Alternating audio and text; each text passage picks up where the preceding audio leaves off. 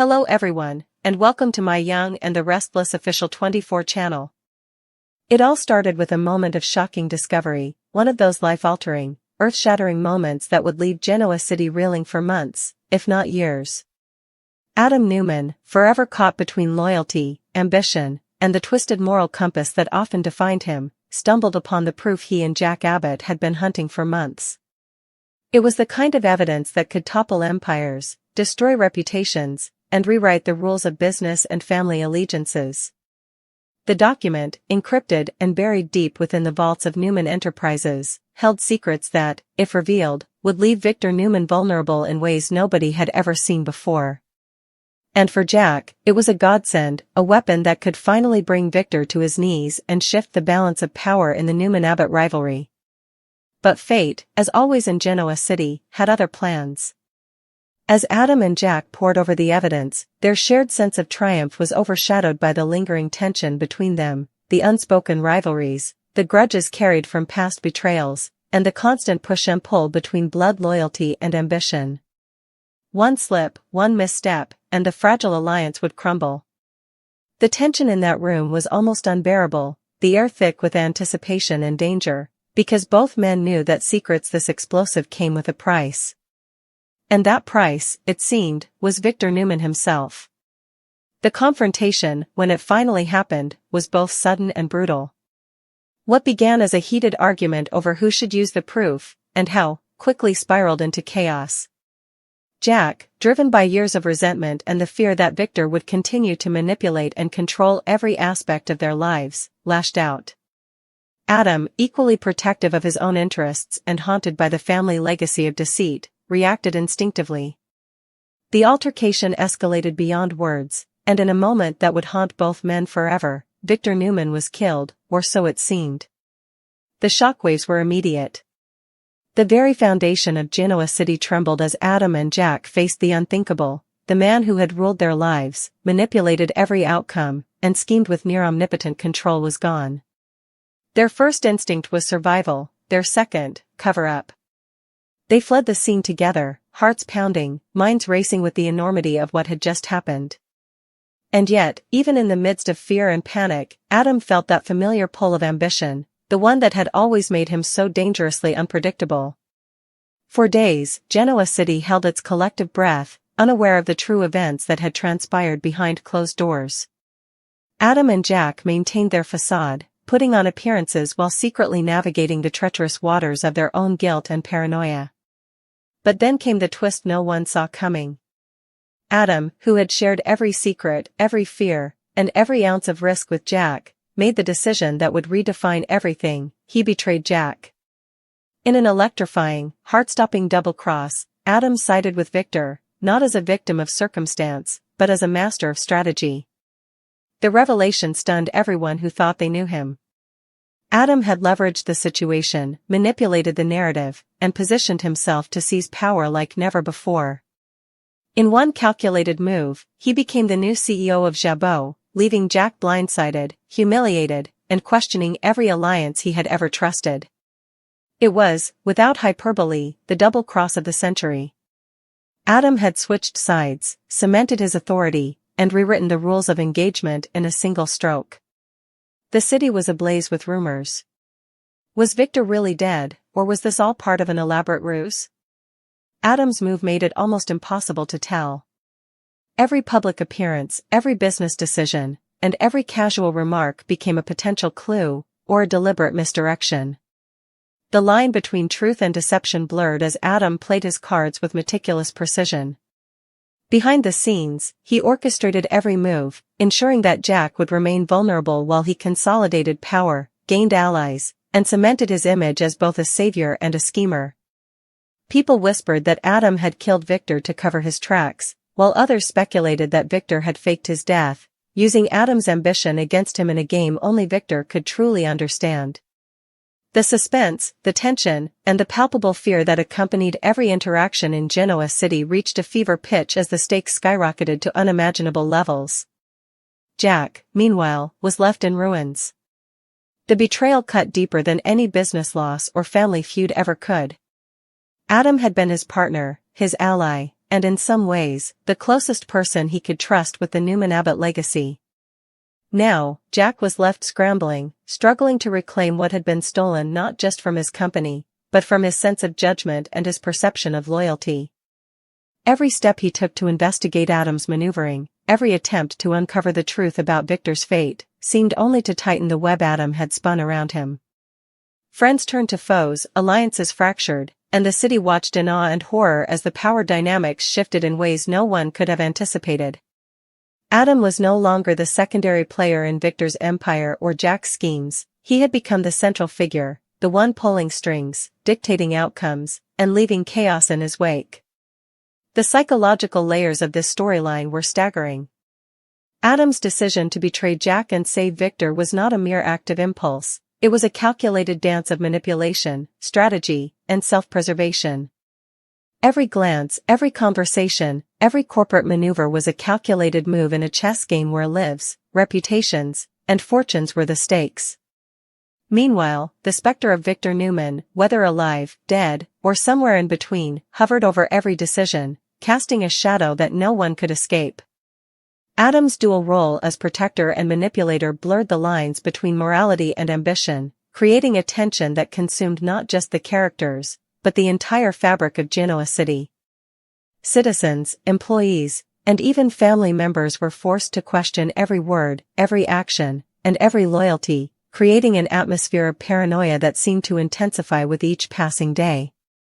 The fallout was not limited to business and family drama, it rippled into the personal lives of everyone involved.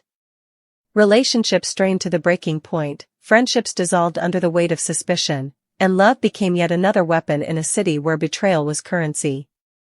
Victoria Newman, always fiercely protective of her family, struggled to reconcile the shocking news with her own understanding of morality, loyalty, and justice. Nikki Newman, ever the matriarch, faced emotional devastation as she watched yet another Newman child walk the razor's edge between redemption and ruin. And Jack, consumed by rage, heartbreak, and disbelief, began to spiral, questioning not just Adam's motives, but his own ability to judge character, negotiate power, and survive in a city where trust was a luxury few could afford. Meanwhile, Adam reveled in his newfound power. He was no longer the pawn, the understudy, or the secondary player, he was the master of his destiny. Every decision, from corporate maneuvers to personal interactions, was executed with precision, ensuring that his dominance remained unchallenged. Yet even in his triumph, there was an undercurrent of tension, a gnawing uncertainty that perhaps Victor's death was a calculated ploy, designed to test Adam's loyalty, ambition, and cunning. The psychological complexity of this scenario was staggering, creating a cat-and-mouse game where every character, friend or foe, was both hunter and hunted. The drama escalated as Adam balanced the dual roles of savior and manipulator, ensuring that while Jack struggled, Victor's interests remained protected, and his own ambitions were fully realized. In the midst of this chaos, Genoa City itself seemed to take on a life of its own. The media frenzy, the gossip, and the public speculation fueled a frenzy of intrigue that consumed the city's elite.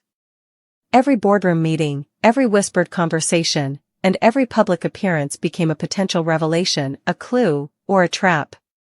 Citizens speculated wildly about the truth of Victor's fate, the ethics of Adam's decision-making, and the long-term implications for Jabot, Newman Enterprises, and the Newman-Abbott family legacy. It was a masterclass in suspense, betrayal, and power dynamics, a storyline that captivated hearts and minds, leaving no one untouched by the shockwaves of ambition, deceit, and shifting loyalties. Yet even amid the triumph and tension, one question loomed larger than all others: was Victor truly dead, or was this the ultimate setup, the kind of intricate manipulation that only Victor Newman could orchestrate? Adam, now sitting at the helm of Jabot, had to navigate not only the practical challenges of leadership, but also the psychological minefield of knowing that the man he had seemingly betrayed might still be alive, watching, judging, and planning his next move. The suspense, the uncertainty, and the ever-present possibility of betrayal ensured that no one in Genoa City could rest easy, least of all Adam. Every alliance was fragile, every secret precarious, and every decision carried consequences that could alter the city forever. As Adam consolidated power, Jack's world crumbled. Every move he made was countered, every ally swayed, and every plan thwarted by Adam's cunning and the shadow of Victor's possible return. The battle for control, influence, and survival intensified, creating a dramatic tension that gripped viewers and citizens alike. Each revelation, each confrontation, and each subtle maneuver added layers of complexity to a storyline that was equal parts high-stakes corporate warfare, family drama, and psychological thriller. It was a narrative that tested loyalties, morals, and the limits of ambition, leaving everyone, on screen and off, wondering who would emerge victorious in a city where power was both the prize and the weapon. Ultimately, the saga of Adam, Jack, and Victor Newman became more than just a story of betrayal and ambition. It was a masterclass in suspense, a roller coaster of emotions, and a testament to the unpredictable, often ruthless, and endlessly compelling world of Genoa City. Adam's rise to power, Jack's devastation, and the looming shadow of Victor's fate created a dramatic tension that would continue to unfold, captivating audiences and leaving an indelible mark on the legacy of both families. And as the dust settled, one truth became clear: in a city built on lies, ambition, and secrets, the line between hero and villain, ally and betrayer, life and death, was never as clear as anyone thought. The fallout from Adam's shocking betrayal was immediate and merciless. Jack Abbott, blindsided and humiliated, couldn't believe what had just happened.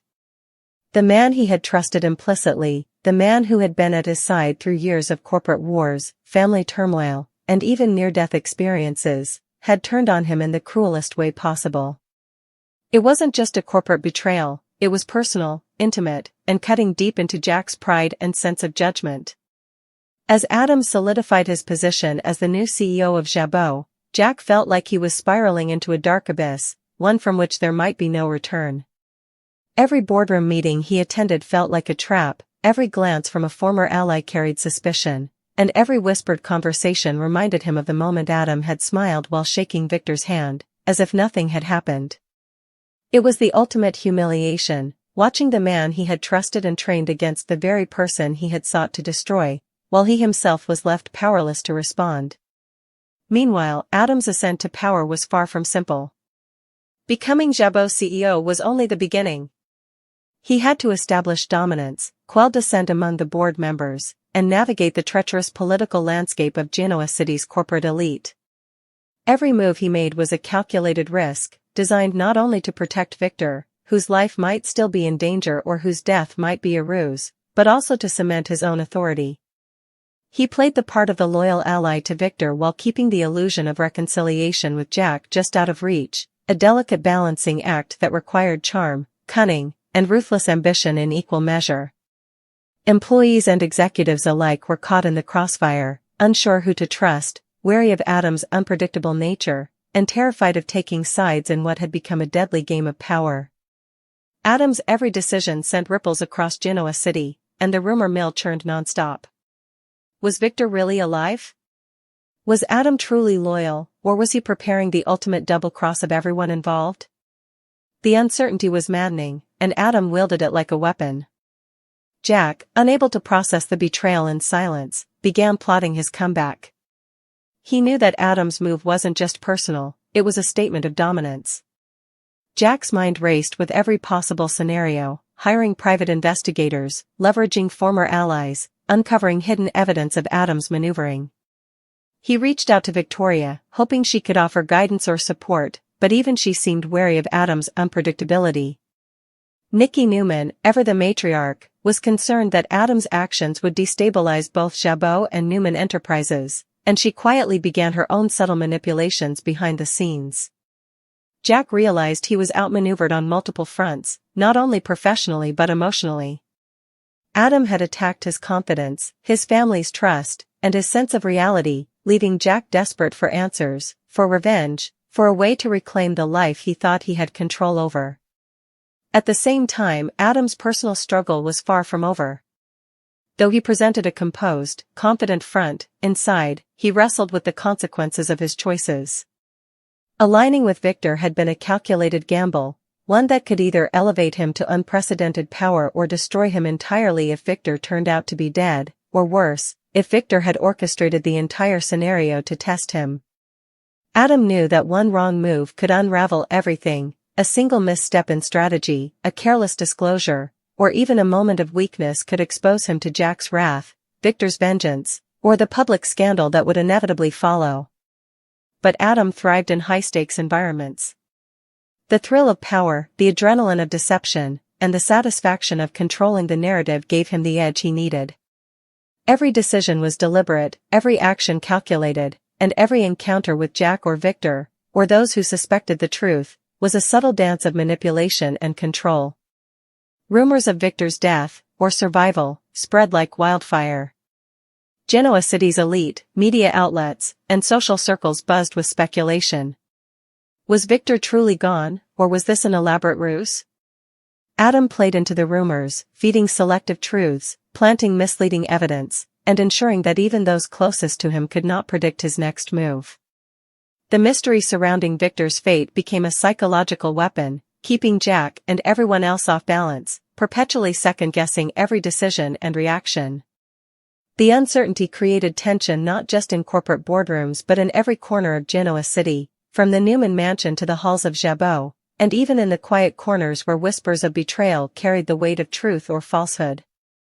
Every conversation, every glance, every email became a potential trigger in a city already simmering with suspense. Jack's response was methodical but fueled by anger and desperation. He began gathering evidence of Adam's maneuvers, reaching out to old allies who had once served him loyally in corporate wars, and even exploring legal avenues to undermine Adam's legitimacy as CEO. However, Adam had anticipated many of these moves. By positioning himself as a protector of Victor, publicly demonstrating loyalty while privately consolidating power, he created a perception that was difficult to challenge. Executives, shareholders, and the media were all influenced by Adam's apparent dedication to the Newman legacy, further isolating Jack and leaving him with fewer resources to counteract Adam's strategy. Every attempt Jack made to expose Adam or gain the upper hand was countered by a combination of public relations finesse, subtle intimidation, and psychological manipulation. Adam's mastery of perception became his greatest weapon, turning the tables so effectively that Jack found himself not only outmaneuvered but increasingly desperate and unstable. Meanwhile, the Newman family was reeling.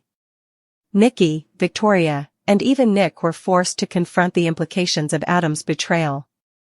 Nikki, in particular, struggled with her instincts as a matriarch and her understanding of human nature. She knew Adam was capable of ruthless ambition, but the depth of his betrayal stunned even her seasoned perspective. Victoria wrestled with conflicting loyalties, wanting to protect her family while acknowledging Adam's brilliance in strategy. Nick, always protective of his loved ones and deeply suspicious of Adam's intentions, sensed danger in every interaction and began quietly investigating the details surrounding Victor's supposed death and Adam's ascent. The family was fractured, each member forced to navigate their own fears, suspicions, and ambitions while attempting to maintain a semblance of stability in a city suddenly gripped by paranoia and uncertainty. Amid this chaos, Adam's internal narrative was complex and layered. On one level, he was reveling in his victory, the thrill of being Jabot's CEO, the power to influence business decisions, and the ability to manipulate those around him was intoxicating. On another, there was the constant, nagging fear of exposure. Every step, every decision, and every interaction carried the potential for disaster. The threat of Victor's return, or revelation of his survival, loomed over Adam like a shadow, forcing him to remain vigilant, cunning, and always one step ahead. Even his closest confidants could not be fully trusted, and the delicate balance of loyalty and deception was a daily challenge.